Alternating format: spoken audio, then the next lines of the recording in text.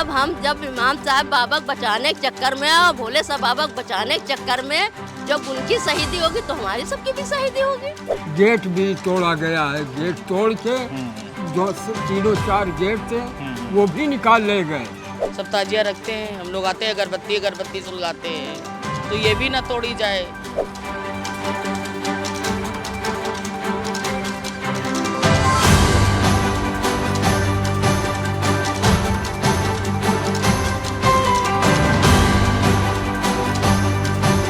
छह तारीख को अचानक फिर आके ये दीवार गेट हमारा तोड़ दिया। यहाँ तो होगा 30-35 साल या बराबर आ रहे हैं। भाई यहाँ हिंदू मुसलमान हर आदमी आता है, तो उसमें किसी का हक नहीं है। जान दे देंगे। हमारा डिमांड ये है कि हमको करबला चाहिए। सरकार से तो यही अपील है कि करबला में छोड़ दी जाए। ये लोग आज बहुत परेशान हैं। वक्त के साथ ही इनकी परेशानी, इनकी तकलीफ लगातार बढ़ती जा रही है, जिसकी वजह है प्रशासन की वो बुलडोजर कार्रवाई जो इनकी आस्था को कुचलने पर आमादा है। इनकी आस्था एक दरगाह और उससे जुड़ी करबला पर है, लेकिन अब नगर निगम इस करबला को अवैध बता रहा है।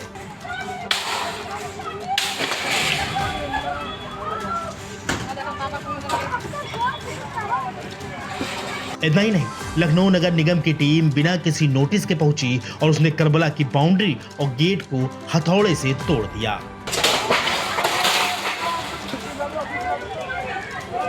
दरअसल ये मामला यूपी की राजधानी लखनऊ के इंदिरा नगर में मौजूद सर्वोदय नगर से आया है, जहां कुकरैल बंधे पर बने लिंक हाईवे के किनारे बुल्लन शाह बाबा की दरगाह मौजूद है।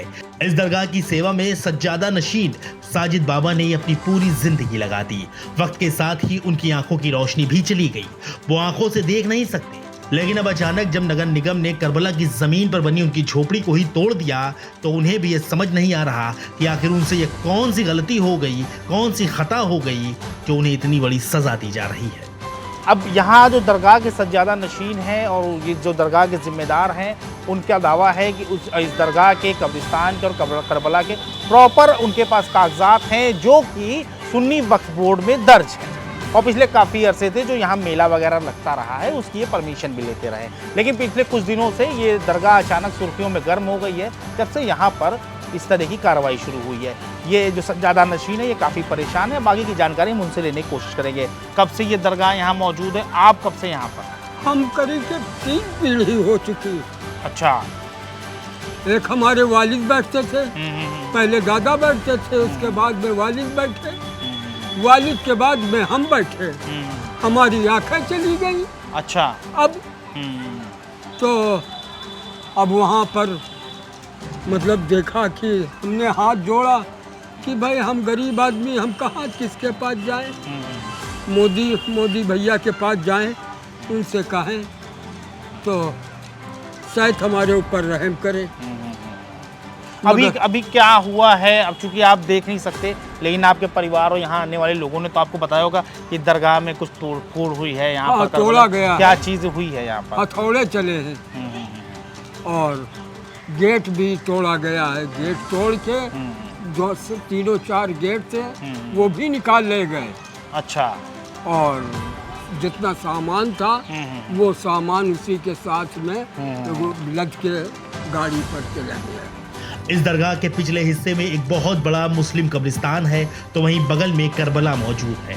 मुहर्रम के मौके पर हिंदू मुसलमान सभी धर्म के लोग करबला में ताजिया दफन करते हैं, लेकिन नगर निगम की कार्रवाई के बाद से मुसलमान तो मुसलमान, हिंदुओं की भावनाएं भी आहत हुई हैं।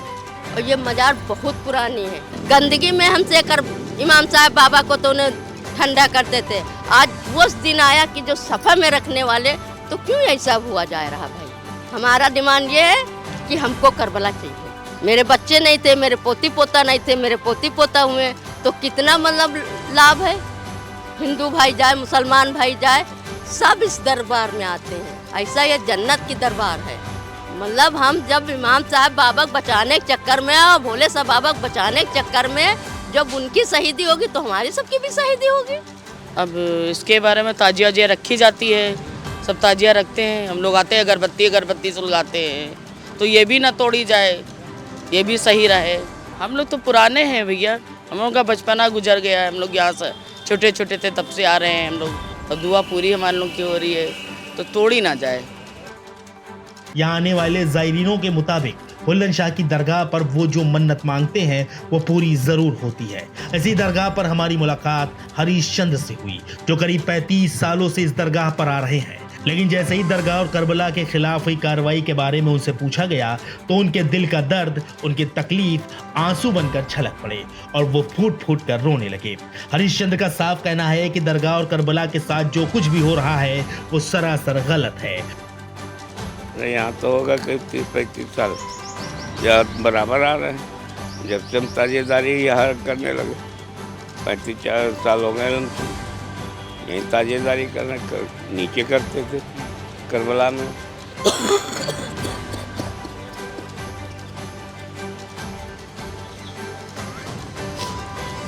सरकार से तो यही अपील है कि करबला में छोड़ दी जाए।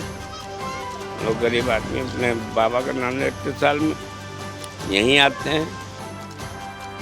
वहीं बातचीत के दौरान दरगाह के सज्जादा नशीन के बेटे गुड्डू से भी हमारी मुलाकात हुई। पिता की आंखों की रोशनी जाने के बाद से गुड्डू ही दरगाह की जिम्मेदारी निभाते हैं।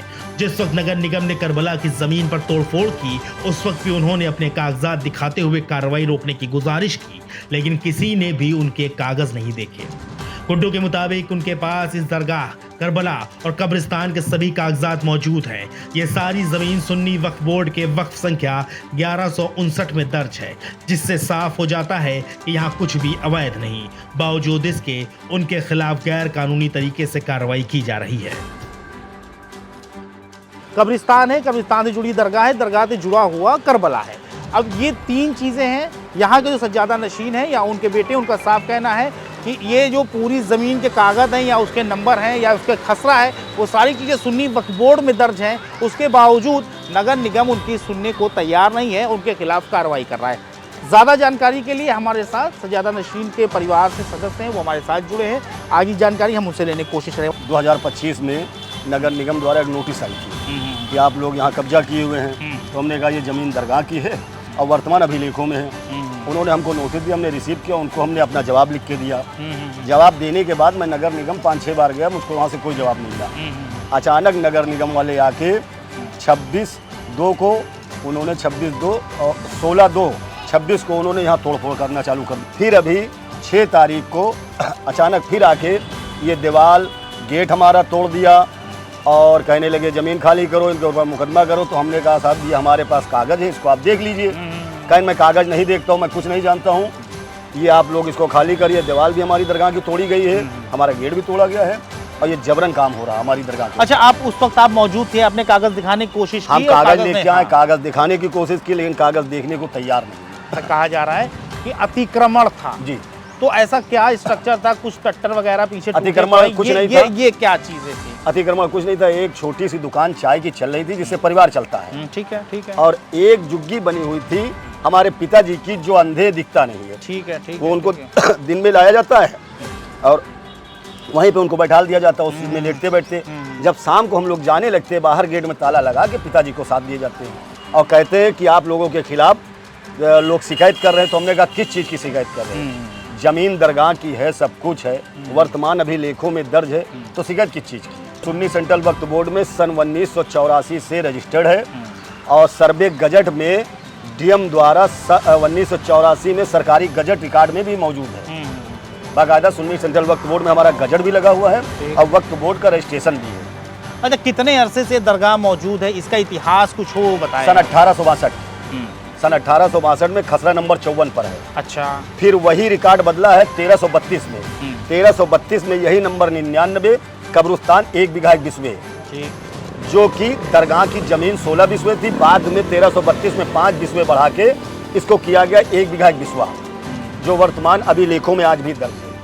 गुड्डू को अब सिर्फ और सिर्फ सूबे के मुखिया सीएम योगी आदित्यनाथ से उम्मीद है कि वो इस मामले पर संज्ञान लेते हुए उनकी मदद करें।